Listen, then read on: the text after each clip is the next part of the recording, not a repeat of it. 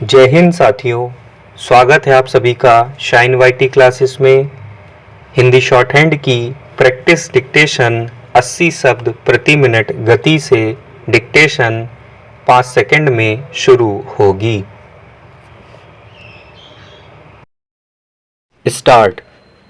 जब हम किसी कलाकार को सहजता से कोई वाद्य यंत्र बजाते हुए देखते हैं तो हमें यह गलतफहमी होने लगती है कि हम भी इसे आसानी से बजा सकते हैं, जबकि कलाकार की निपुणता के पीछे उसकी अथक मेहनत, साधना और समर्पण के अलावा लगातार अभ्यास की लंबी प्रक्रिया जुड़ी हुई होती है।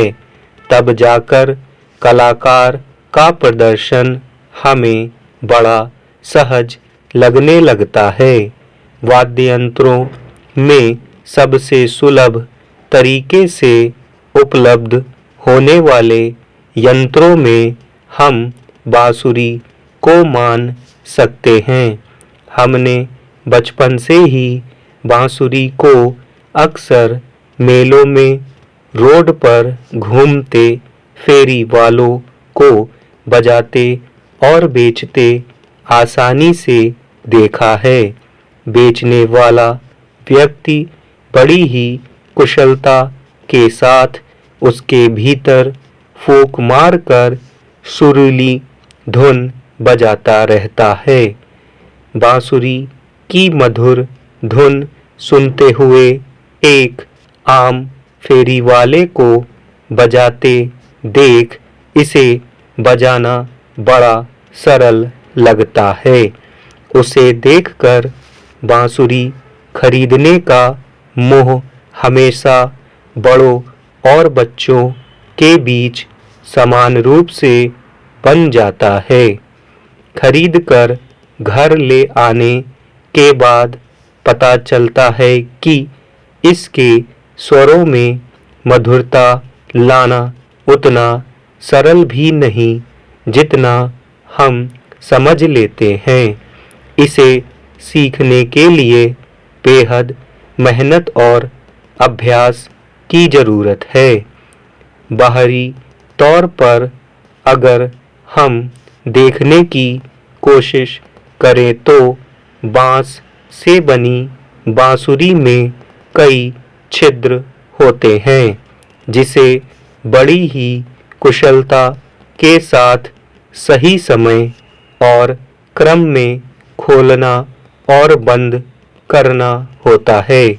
सही और रचनात्मक क्रम से जब इन्हें खोला और बंद किया जाता है, तब मधुर संगीत वातावरण में प्रवाहित होने लगता है। मगर बिना पर्याप्त समझ के उसके भीतर हवा फूंक देना मात्र कर्कश और बेसुरी ध्वनि ही उत्पन्न करता है। यहाँ तक कि उसके भीतर हवा फूंकने का भी सही तरीका भी सीखना समझना बेहद जरूरी है।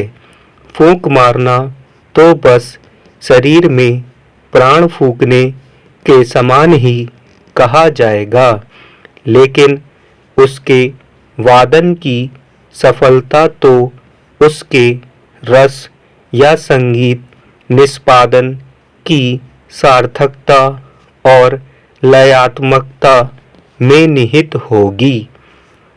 श्रेष्ठ परिणाम के लिए जरूरी होगा कि हम जाने कि उसका कैसे उपयोग करना है कि सही तरंगें खुद के भीतर और वातावरण में उत्पन्न हो सकें, जो जीवन को सार्थक और रसमय बना सके।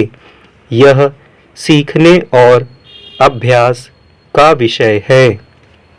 अगर मनुष्य को हम एक मानवीय बांसुरी मान ले तो हमारी इंद्रियां बांसुरी के उन छिद्रों की भांति हैं जिनके सही उपयोग से सबके जीवन में मधुर संगीत का मधुर रस घोल सकते हैं। भले ही हम धारा प्रवाह बोल सकते हैं। स्टॉप।